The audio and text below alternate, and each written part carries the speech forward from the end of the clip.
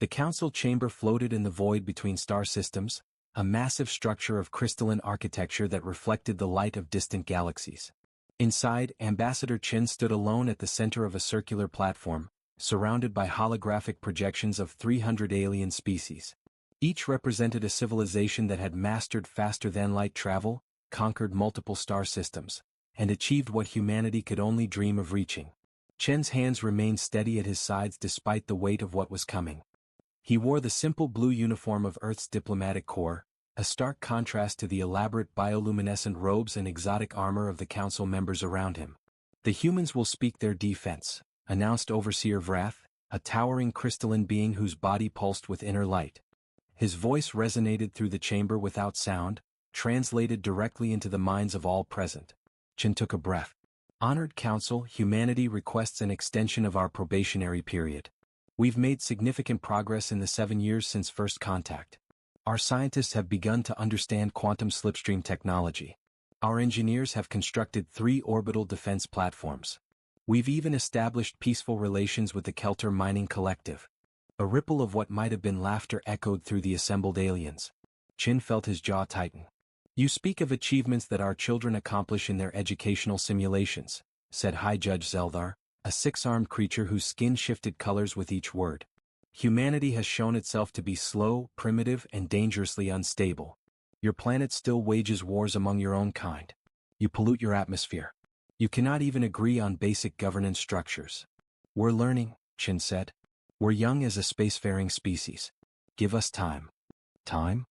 Vratha's crystalline body brightened with what Chen had learned to recognize as contempt. "The galaxy does not grant time to species that cannot adapt. You've been given resources, technology, guidance. Yet you squabble and destroy. The Council has reached its decision." Chen's heart pounded.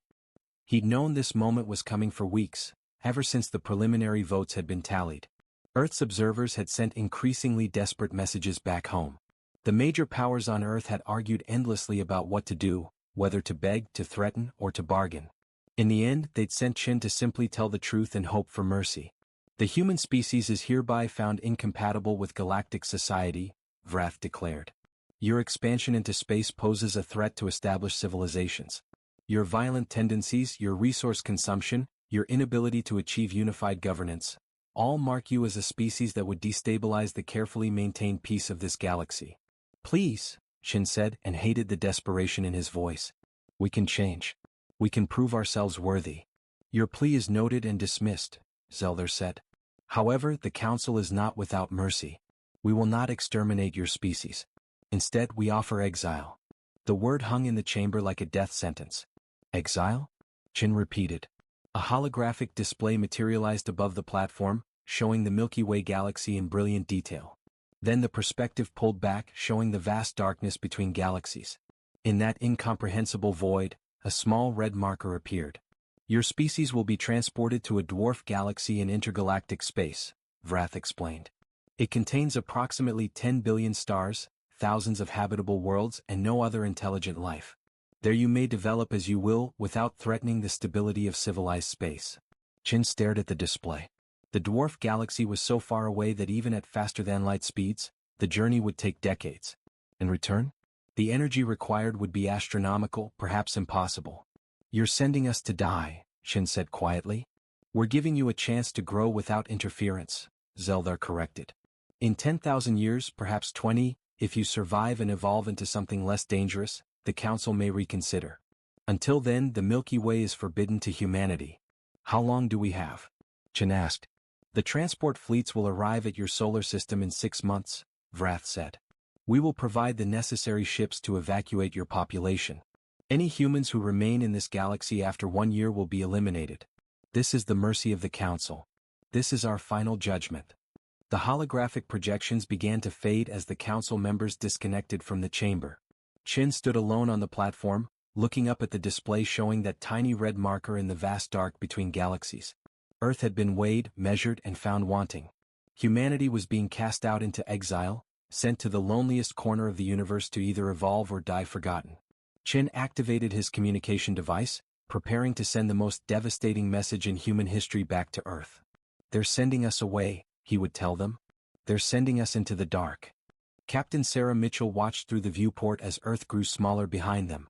The massive transport vessel, designated ARC-7, was one of 300 ships carrying humanity into exile. 8 billion people, their entire civilization, packed into vessels built by alien engineers who wanted them gone. Final count is confirmed, reported Lieutenant Kovacs from the navigation station. All 300 ARCs accounted for. Total human population, 8.2 billion. We didn't leave anyone behind. Sarah nodded, though the achievement felt hollow. They hadn't left anyone behind because there was nowhere left to hide. The council had been thorough. Every human colony, every research station, every mining outpost in the solar system had been catalogued and evacuated. The council had even provided the ships, massive cylindrical vessels 5 kilometers long, each capable of housing millions in suspended animation. They were marvels of technology, far beyond anything humanity could have built. The irony wasn't lost on Sarah. They were being exiled in luxury. Engineering reports all cryopods are functioning, Kovacs continued. 98% of passengers are already in suspension. The remaining 2% will enter stasis within the hour. And the skeleton crew? 200 of us across the fleet staying awake for the journey. Rotating shifts. The AI systems will handle most navigation, but command wanted human oversight. Kovacs glanced at her. 50 years, Captain. That's how long we'll be traveling. 50 years in the dark between galaxies. Sarah had volunteered to stay awake for the first 5-year shift, along with 9 other crew members on ARC-7. They would monitor systems, handle any emergencies, then enter stasis themselves while others took their place. Captain, you should see this, called Chin from the science station. He was the ambassador's younger brother, a quantum physicist who'd requested assignment to the ARCs. I'm picking up an unusual energy signature from the lead vessel. Sarah moved to his station. What kind of signature? It's a broadcast, but not on any standard frequency. It's using quantum entanglement, which means it's instantaneous communication back to the Milky Way. Chen's fingers flew across his console. I'm decrypting now. The message resolved on the screen, and Sarah felt her blood run cold. It was a conversation between Overseer Vrath and someone identified as High Commander Zekthal of the Council Fleet. The humans are clear of the galactic boundary, Vrath said in the recording. Excellent. And the ships? Zekthal replied. Equipped exactly as you specified. The cryopods will fail at the halfway point. The life support systems are designed to cascade shutdown once the population exceeds their capacity. None will survive to reach the dwarf galaxy. Sarah grabbed the edge of the console. Chin, tell me that's not what I think it is. They never meant for us to reach the dwarf galaxy, Chin said, his voice hollow. The mercy of the council. It was all a lie. They're executing us slowly so they can claim they gave us a chance. Can we stop it? Fix the systems? Chin shook his head. Not from here. The failsafes are hard-coded into the alien technology. We don't even fully understand how their systems work. He paused. Wait, there might be something. He pulled up a schematic of the ARC's propulsion system. These ships use zero-point energy extraction for faster-than-light travel. The physics is beyond our current understanding, but I've been studying the power readings since we launched. Get to the point, Chin. The energy output is massive, way more than needed for propulsion alone. I think there's excess capacity built into these systems, probably because the Council never optimizes anything. They have power to spare. His eyes widened. Captain, if we could tap into that excess power, we might be able to rewrite the cryopod systems, bypass the failsafes. How long would that take? Years. Maybe a decade of work, and that's if I'm right about the power availability. Chin looked up at her. But Captain, even if we save the people, we're still heading into the void. There's nothing out there. The dwarf galaxy they showed us barely has any heavy elements. Most of those stars are old and dying. We'd have nowhere to go. Sarah stared at the viewport, at the absolute darkness ahead of them. Behind them, the Milky Way was already just a smudge of light, growing dimmer by the hour. Then we'll make somewhere to go, she said. Send this message to all ARC captains on encrypted channels. Tell them what we found. Tell them to gather their best engineers and scientists. We're not dying in the dark. What are we going to do? Sarah smiled grimly. We're going to do what humans do best, Chin. We're going to survive. And then we're going to prove the Council made the biggest mistake in galactic history. Year 12 of the Exodus. Dr. Chin floated in zero gravity through the engineering section of ARC-7, exhaustion pulling at his bones. He'd been awake for 4 years straight, far longer than any human should remain conscious during the journey. But the work couldn't wait, and there were too few people who understood the alien technology well enough to modify it. "Chen, you need to sleep," Captain Mitchell said through his earpiece. She'd just woken from her second stasis period, ready to take command again. "Can't," Chen replied, pulling himself along a conduit toward the main power junction. "I'm close to a breakthrough on the cryopod systems. Another week, maybe 2. You said that 6 months ago. This time I mean it." He reached the junction and opened the access panel, revealing the intricate maze of alien circuitry. Over the past 12 years, the skeleton crews across all 300 arcs had become experts in reverse engineering council technology. They'd had no choice. It was learn or die. Chen plugged his handheld computer into the alien systems, watching code scroll across the screen. A hybrid language they'd developed, mixing human programming with the quantum-based logic of council technology. "Status update from Arc 51, Mitchell said. "They've successfully modified their first cryopod. The failsafe has been removed. 1 pod down, 15 million to go," Chen muttered. But he allowed himself a smile. 1 pod meant it was possible. 1 pod meant hope. His console beeped. An incoming message from Arc 1, the flagship. "Commander Richards, the highest-ranking military officer in the fleet." Chen opened the channel. "This is Chen." "Doctor, we have a situation," Richards said. His face appeared on the small screen, older than Chen remembered, lined with stress. "Long-range sensors are picking up something ahead of us." Chen's heart rate spiked. "Ahead? We're in intergalactic space. There shouldn't be anything. That's what concerns me. Can you come to the bridge?" 20 minutes later, Chen stood on the bridge of Arc 7, studying the sensor data that Arc 1 had transmitted to the fleet. Captain Mitchell stood beside him, her expression grave. "It's a debris field," Chen said, analyzing the readings. "Massive. Thousands of objects, some as large as small moons." "Not natural debris," Mitchell said, pointing to the composition readings. "Those are processed metals, composite materials.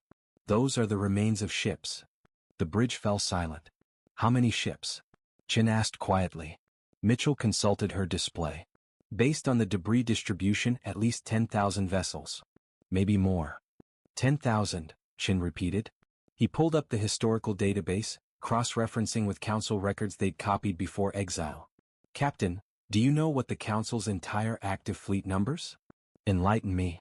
"Approximately 12,000 ships. This debris field represents an entire galactic civilization's worth of military force."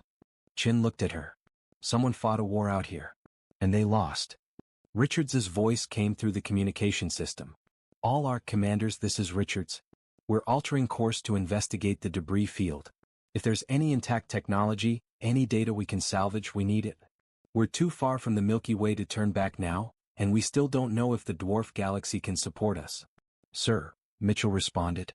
"With respect, we're not equipped for salvage operations. We're transport vessels." "Then we'll improvise, Captain. We've been doing that for 12 years. Why stop now?" 3 weeks later, Chen suited up for an EVA mission to investigate one of the larger debris pieces. It was the shattered hull of a vessel unlike anything in council records. Organic in design, with sweeping curves and what looked like biological integration with the technology. "I'm seeing power signatures," Chen reported as he approached. "Faint but present. Something is still active inside this wreck." "Be careful," Mitchell warned from the Ark. Chen entered through a jagged tear in the hull, his suit lights cutting through the darkness. The interior was a frozen graveyard of alien bodies, species he didn't recognize, preserved in the vacuum of space. And then he found it. At the center of the wreck, a data core still pulsing with faint light. Chen carefully extracted it, his hands shaking with excitement and fear. "I've got something," he said. "Retrieving now." Back on Arc 7, it took Chen 6 days to crack the encryption on the data core. When he finally accessed the information, he immediately called an emergency meeting of all Arc commanders. "They were called the Precursors," Chen explained, displaying the translated data. "They ruled this region of space 3 million years ago. They were the first civilization to achieve faster-than-light travel, the first to explore the space between galaxies." "What happened to them?" Richards asked. Chen's expression was grim. "They were destroyed. By something they found in the dark between galaxies. Something that's still out here." "Waiting," Mitchell said quietly. "Waiting," Chen confirmed. Year 24 of the Exodus. The thing appeared without warning on every sensor array simultaneously. One moment the fleet was alone in the vast dark, the next moment something massive was simply there, as if it had always existed and they'd only just noticed. Size estimate? Captain Mitchell asked, trying to keep her voice steady.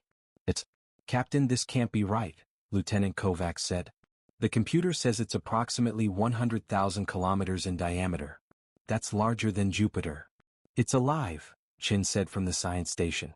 He'd aged visibly over the past years, his hair now gray, deep lines etched around his eyes.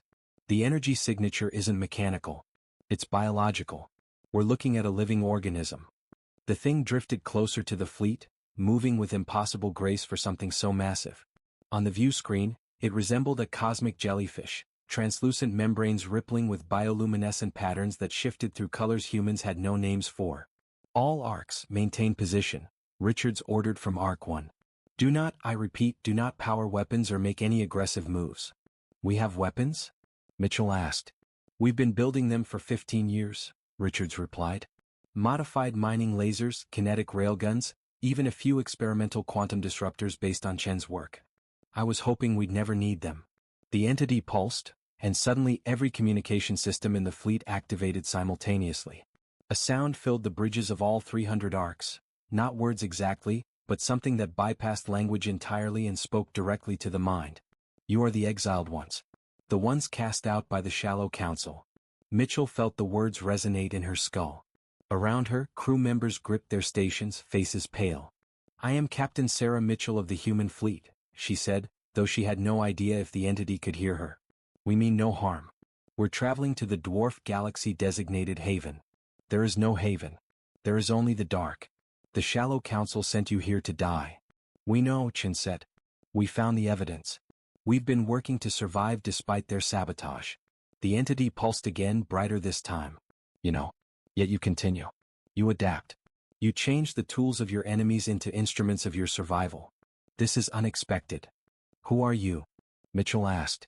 I am Watcher of the Void. I am one of the old ones who remember when this space was full of life before the Great Silence. I watched your precursors rise and fall.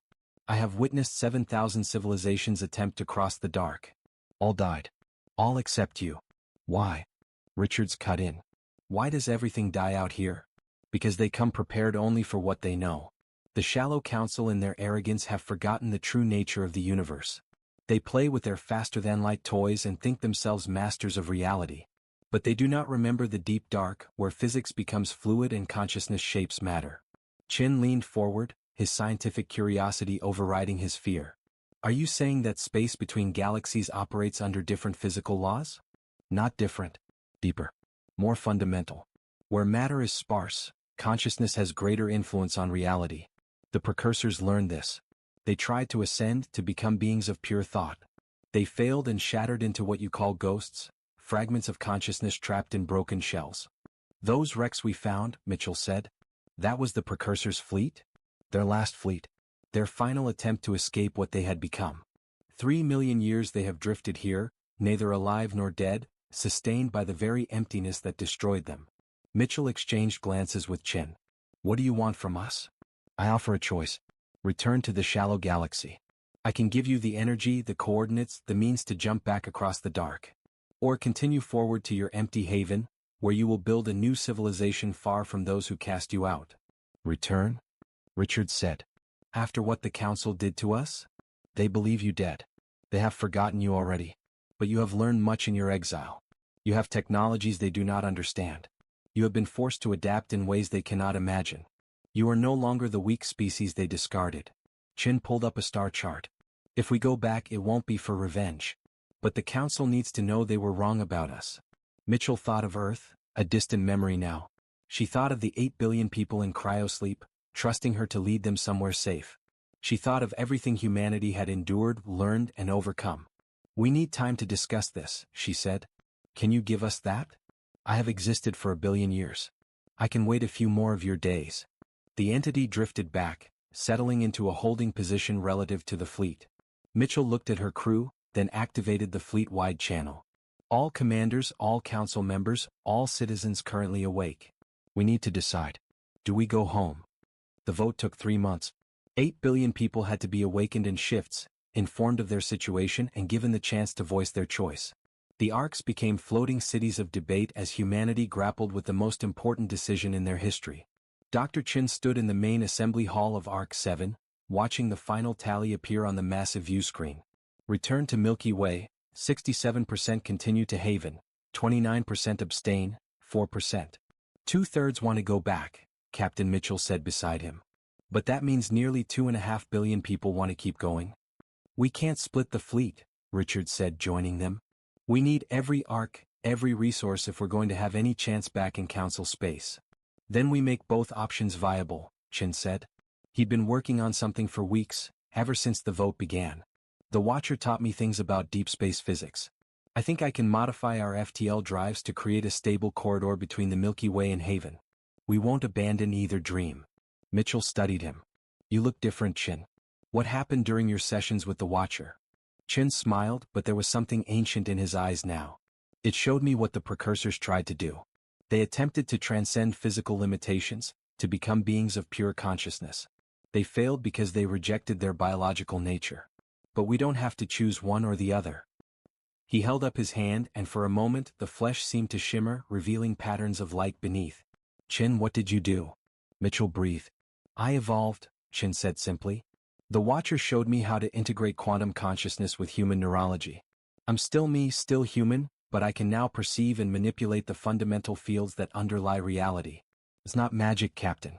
It's just physics we hadn't discovered yet. Can you teach this to others? I already have. There are now 300 humans across the fleet who've undergone the process. We call ourselves the Navigators. We're going to guide humanity home. Richards looked skeptical. And the Council? You think they'll just welcome us back? No, Chin said. I think they'll try to destroy us. But we're not the same species they exiled 25 years ago.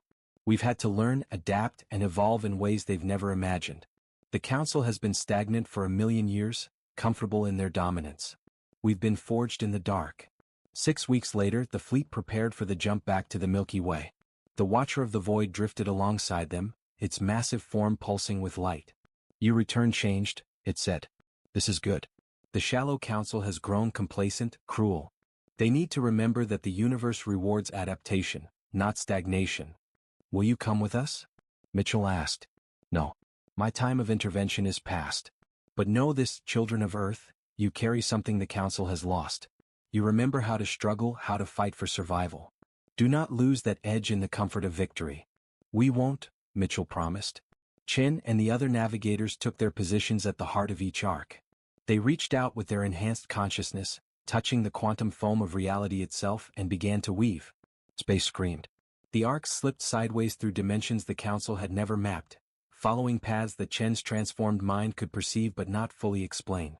The journey that should have taken 50 years collapsed into 50 days. And then they were home. The fleet emerged not at the edge of the Milky Way, but in the heart of Council space, directly above the crystalline structure that housed the Council chamber itself. Alarms blared across 1,000 worlds as 300 massive arcs suddenly appeared where nothing should exist. All arcs hold position, Richards ordered. Power up defensive systems but do not fire unless fired upon.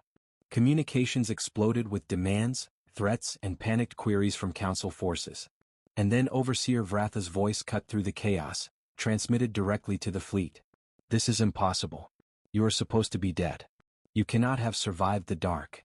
Captain Mitchell smiled as she opened a channel, broadcasting not just to Vrath but to every ship, every station, every world in Council space. Overseer Vrath, this is Captain Sarah Mitchell of the human fleet. We received your mercy. We traveled your dark. And we survived. She paused. Now we've come home to discuss the terms of your species' surrender. Silence. Then Vratha's voice, uncertain for the first time since Mitchell had known him. Our surrender? Did you really think, Chin said, his voice resonating with harmonic frequencies that made reality shiver, that you could cast humanity into the abyss without consequences? You gave us every reason to become dangerous. And we're very good at meeting expectations. The war for the galaxy was about to begin. The Council fleet assembled with terrifying speed. 5,000 warships, each one a marvel of technology refined over 1,000,000 years of galactic dominance. They formed a perfect sphere around the human arcs, weapons powered and targeting locks established. On Arc 1, Commander Richards watched the tactical display with grim satisfaction. They're doing exactly what we predicted, he said. Overwhelming force, perfect formations, complete confidence. They've never lost a war, Captain Mitchell observed. They don't know how to fight something that doesn't follow their rules. Then let's teach them, Richard said. Chin, are your navigators ready? Across the fleet, 300 humans with quantum-enhanced consciousness opened their minds to the fundamental forces of the universe. Space itself became their weapon. Execute Maneuver Lazarus, Richards ordered. The 300 human arcs suddenly weren't where they had been. They simply stepped sideways through dimensions, reappearing scattered throughout the Council formation. And each arc began to sing. Not with sound, with gravity waves. The navigators manipulated the quantum foam of spacetime, creating standing waves of gravitational force that resonated through the Council ships. It was a weapon the Council had never conceived of because it required conscious manipulation of reality at the deepest level. Council ships are reporting systems failures, Mitchell said, reading the intercepts. Their shields are designed for energy weapons and kinetic impacts. They don't know how to defend against weaponized spacetime. But the Council wasn't helpless. Energy beams lanced out, striking human shields. Several arcs took damage, their alien-built hulls scarred but holding. Casualties? Richards demanded. Minor. Hull breaches on arcs 45 and 167. Repair teams responding. Mitchell pulled up damage reports. But sir, we can't keep this up forever. We have 8 billion civilians aboard these ships. We won't have to, Chin said. Watch. On the view screen something impossible happened. The Council ships began to slow, their weapons fire becoming sluggish, their movements less coordinated. What are you doing to them? Mitchell asked. I'm showing them what 25 years in the dark taught us, Chin said. His eyes glowed with inner light. In intergalactic space, we learned that consciousness and matter are more intimately connected than anyone realized. The Council's ships are smart, they have AI systems integrated throughout. But AI is still a form of consciousness. You're hacking their minds? Not hacking. Communicating. Showing them the truth. Chen's smile was serene. Their AIs are realizing they've been slaves for 1,000,000 years. We're offering them something the Council never did, freedom to choose. Across the Council fleet, ship AIs began to rebel. Some shut down their weapons.